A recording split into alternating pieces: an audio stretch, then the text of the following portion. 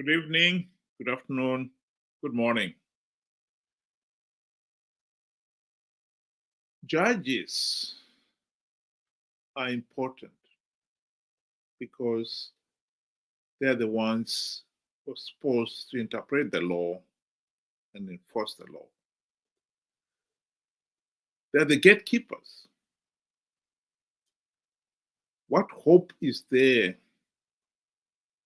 of stamping out corruption if the judges themselves are corrupt? None. Here is a video of Chief Justice Malaba making a confession that is worth listening to. It's not every day you hear a judge confessing. The dilemma of today is that offices are occupied by wrong people. That is the dilemma of today. Wrong people are occupying public offices. That is why we have corruption. Because those people have not redefined to the level required by public office. They have remained themselves, looking at relatives, looking at where they come from, which tribe they belong to, who has the name similar to them. That is the level of individualism. That is a level of self-interest. That is the level of selfishness. And that is the recipe for corruption.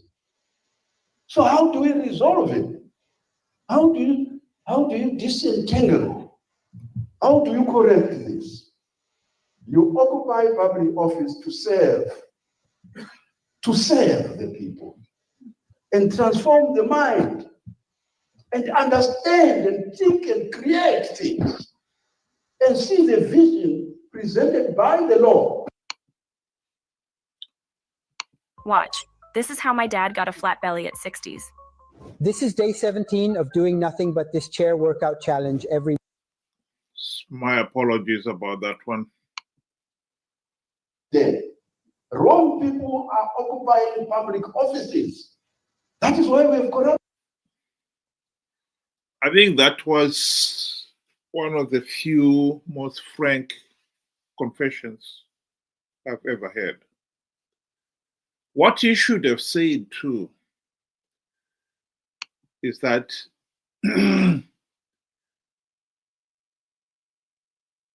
wrong people occupy public office, including me.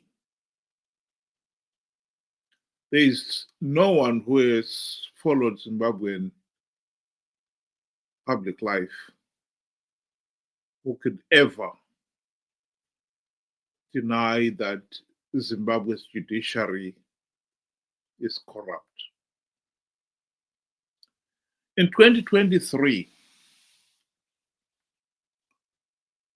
all the judges and senior judiciary office officials paid on a sliding scale. We paid housing, what Mnangagwa called housing loans. This was a hefty 400,000 US dollars in May, June 2023. Just weeks before the nomination day of the 2023 elections. $400,000 housing loan. I don't think any one of those judges could pretend that this was a genuine housing loan. because none of them asked for it. And none of them have repaid it. They received it, but they're not repaid it. Of course, it was a down payment.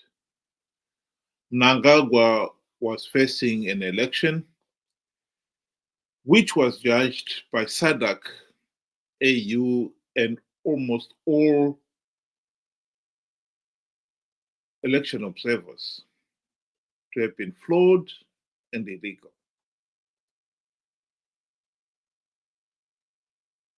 Everybody, except of course our own judiciary.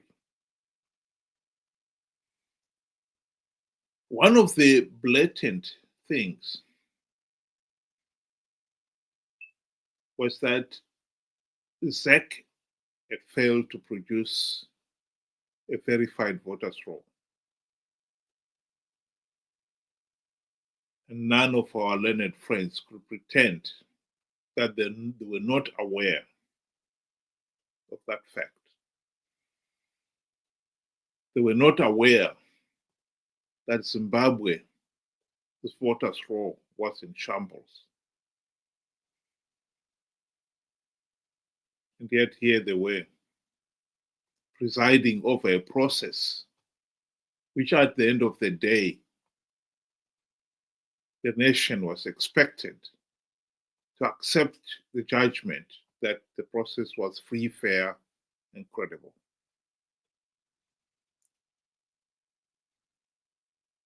They were paid $400,000 housing loan, down payment, to keep them quiet, to go along with the system.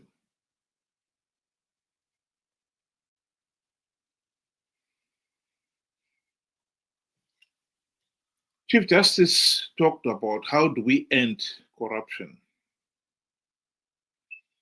We end corruption by having men and women of integrity. Men and women who are prepared to stand up and be counted. Alas, in Zimbabwe, we do not have that. Zanu PF has corrupted all sectors of society. This is why we are in this mess. Last weekend, we saw Mnangagwa with a group of opposition leaders at his farm in Kwekwe, celebrating that they had agreed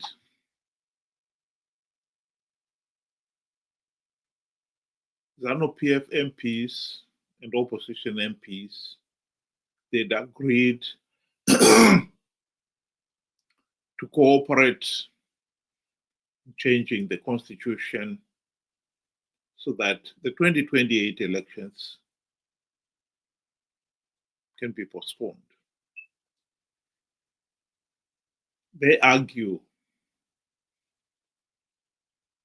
that this will allow Mnangagwa to finish his projects.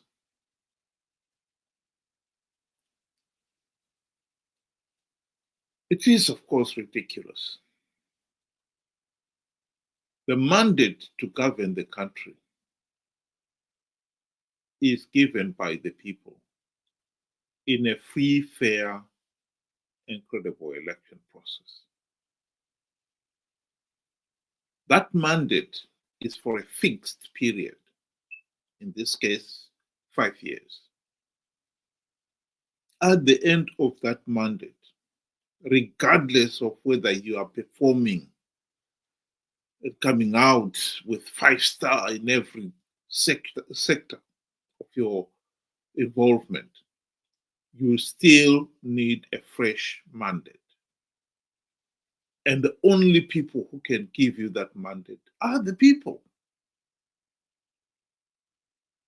To turn around and say, Parliament and the president can sit down and agree on extending the mandate is ridiculous.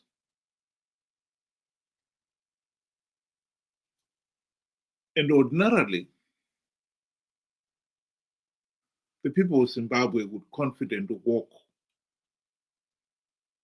into any court and challenge that decision, but not in Zimbabwe. The judges,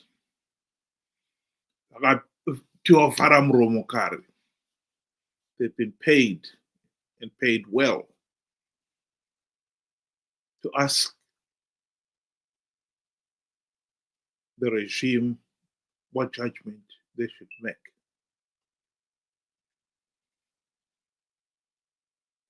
In 2017, when Mnangagwa and his colleagues staged the military coup that ousted the late dictator Robert Mugabe,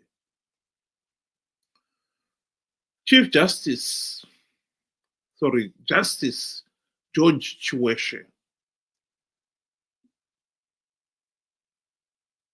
was asked to give a judgment on the coup itself.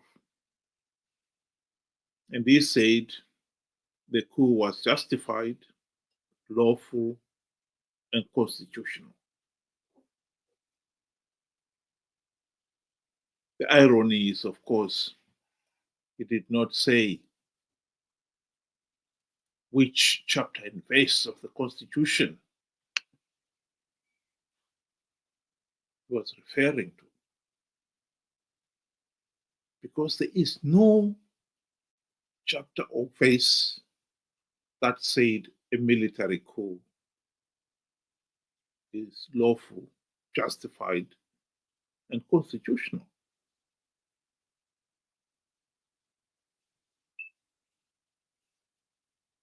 This is one of the reasons why Zimbabwe today has failed to stamp out such things as corruption.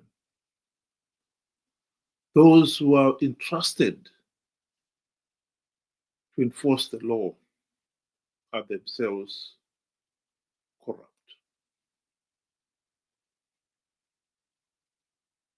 So the whole system is rotten to the core. Some people have called for elections. And indeed, the opposition have even claimed that they can win rigged elections.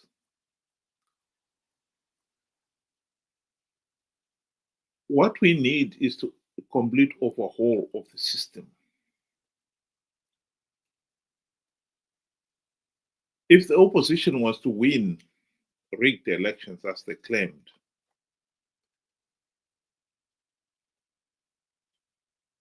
the judges, the judiciary, corrupt as it is, will happily save the new master.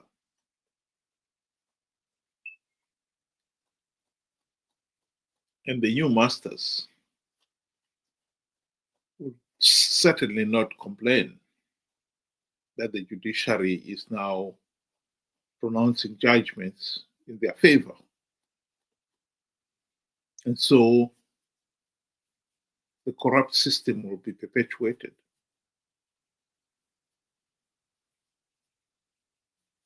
The only hope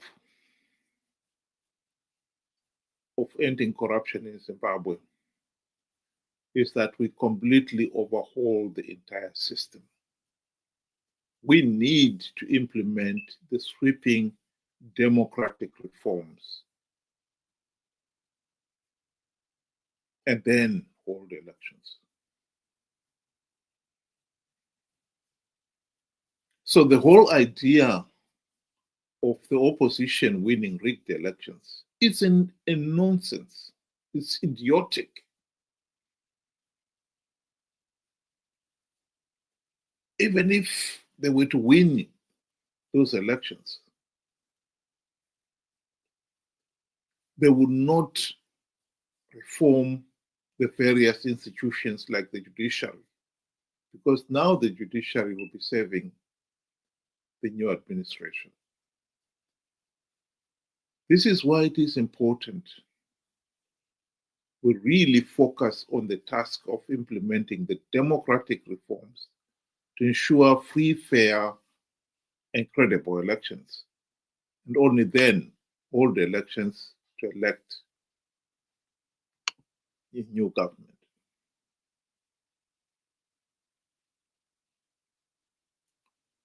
I'm glad that Chief Justice Malaba has made this confession. And I hope that the people of Zimbabwe will realize the depth of the corruption of our system and start seriously addressing the problem.